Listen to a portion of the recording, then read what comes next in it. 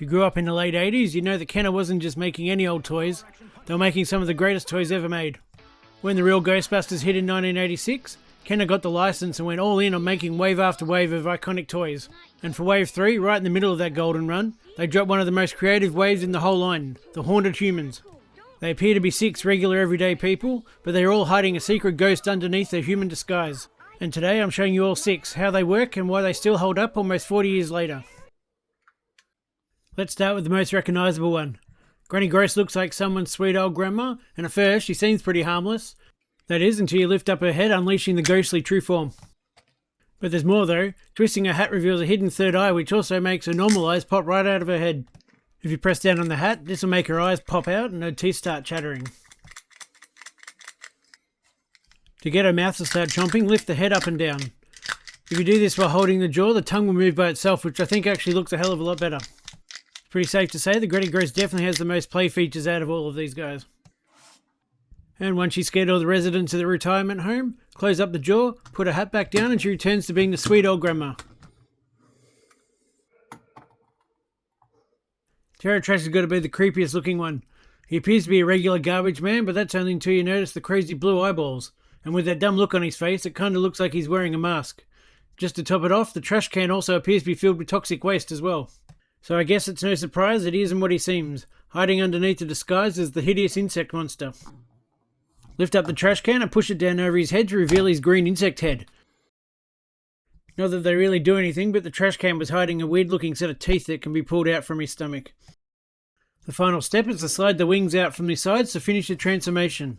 You just want to be careful with the little tabs on the ends of the wings. If these break off, it'll be nearly impossible to get the wings out. Unfortunately, Terror Trash is the only one that doesn't have any added movement features, but I guess he's scary enough without them. And just like that, he's back to collecting your rubbish like nothing ever happened.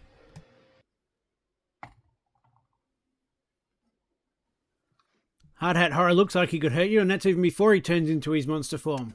With his massive body, massive arms, tiny little head, and too many long shifts, this construction worker turns into the monstrous bat creature. Flip his head and chest back to reveal the block-headed bat face. He also has a forked tongue which can be moved by sliding the human head side to side from the back. And then pull down on the bottom of his boots to release the wings. You can make these flap around by pushing up and down on his feet. Once he's done scaring people for the night, close up the wings and flip back the head, and he's ready to check in for another day's work. Just a side note, I'm missing the axe, but Hard Hat Horror was the only one that came with any type of accessory. Ex-cop's going to give you more than a speeding ticket. This traffic policeman scares bad drivers by turning into a skeleton ghost. Press the button on his lower back to flip down his top half to release the screaming skeleton hiding underneath. You can keep pressing the button to make the helmet bob up and down. It's subtle, but this also makes his eyes flicker, which is a nice little feature as well. Finish off the transformation by extending his arms and legs to show off his bony limbs.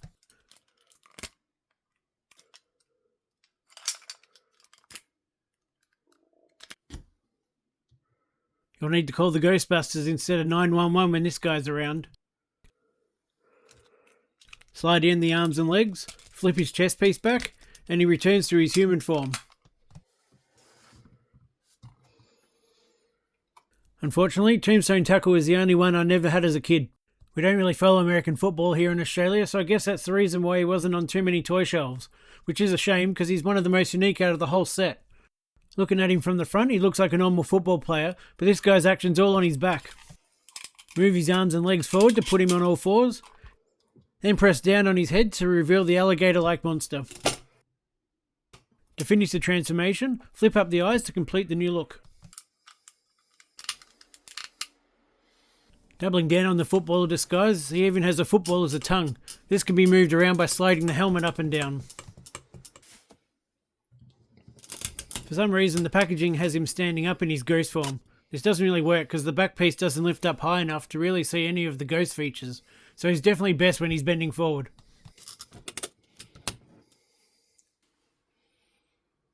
Once he's left the end zone, close him up for a quick change back and he can go back to terrorising his opponents.